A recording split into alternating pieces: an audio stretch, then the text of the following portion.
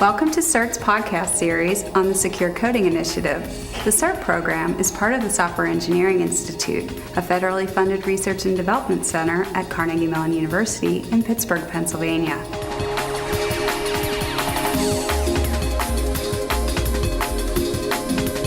We're talking with Robert Secord, Senior Vulnerability Analyst at the Software Engineering Institute's CERT Coordination Center and the author of Secure Coding in C and C++. Robert is project leader of CERT Secure Coding Initiative, and in this podcast, he's going to tell us about how this project builds on CERT's past work in software security.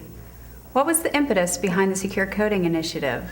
Well, the project actually started before I joined the CERT. It was started by several of the lead engineers and leadership of the CERT group, and basically they had cataloged the root causes of a lot of the vulnerabilities they had seen over the 12 or 15 years the CERT has been analyzing and cataloging vulnerabilities.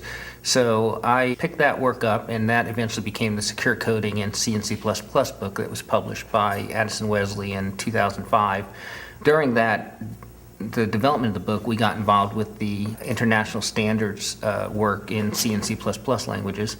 And about a year later, we began working on the secure coding standards at CERT. So about that time, we decided to create the Secure Coding Initiative to pursue work in this area. What is the mission of the Secure Coding Initiative? The current status quo is really unacceptable. We've had vulnerability reports continue to increase geometric rate each year, and we need to reduce the number of new vulnerabilities being introduced. And to do that, we feel we need to work more with the software developers and software development organizations. How do you plan to accomplish that goal? The main goal is to work with, again, software developers and software development organizations to try to improve the state of the practice in secure coding. So to do that, first we need to identify common sources of error in secure coding. What are the problems and mistakes that developers are making? Second, we need to define secure coding practices that they can use to develop code in a safe and secure fashion. And the third aspect is really the educational one, is to get out and communicate this and train developers so that they can be effective in producing secure code. CERT is well known for its analysis and reporting of vulnerabilities and coordinating resolution of those issues. How is your work related to what CERT is already doing in this area? Well, it does build heavily on existing work in vulnerability analysis. In fact, this particular effort really has its roots in the vulnerability analysis team. We've also working very hard to integrate the different product offerings we have. So when we find vulnerabilities now as they're reported, we'll see if we can identify what the root cause of those vulnerabilities are and connect or link those notes into secure coding practices. This way we're hoping that when a software development organization discovers a vulnerability in their code, they'll not only fix that one particular issue, they'll go back and perhaps fix similar issues that exist. So what are some of the things that you're doing to help eliminate software vulnerabilities?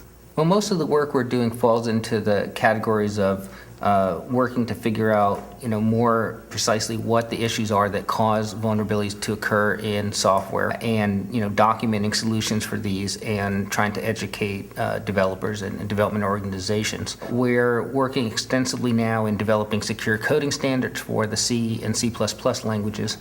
In particular, we're collaborating with the ISO/IC WG14C Standards Committee and working to develop secure coding standards for the C language. We're also collaborating with a number of partners. We're collaborating with SANS to provide training in secure coding at some SANS events this year, and also with JP-CERT, who's the national CERT for the country of Japan. We've also developed a managed string library and a secure integer library. How did the managed string library and secure integer library contribute to your mission? Well, it gave us an opportunity to, practice what we preach, for one thing. We developed the managed string library as a potential solution for the standards committee that was looking at expanding support for secure coding in the C language. The managed string library is really a C version of the basic string library developed for C++. and the integer library provides a solution for safe, secure integers in C, because there really was nothing available for that segment of the market. So do you have any other projects planned for the future?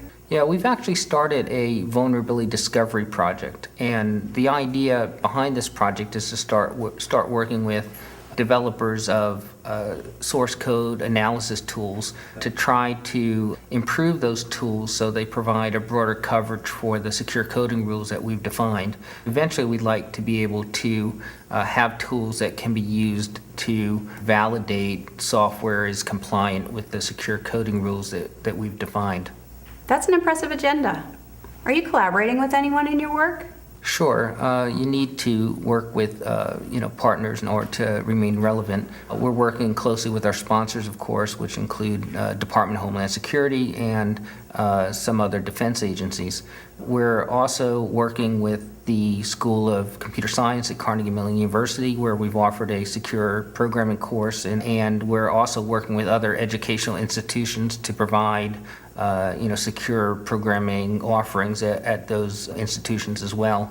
We're also trying to work with a lot of the other players in the field, including NIST and MITRE, that are heavily involved, doing work in this area.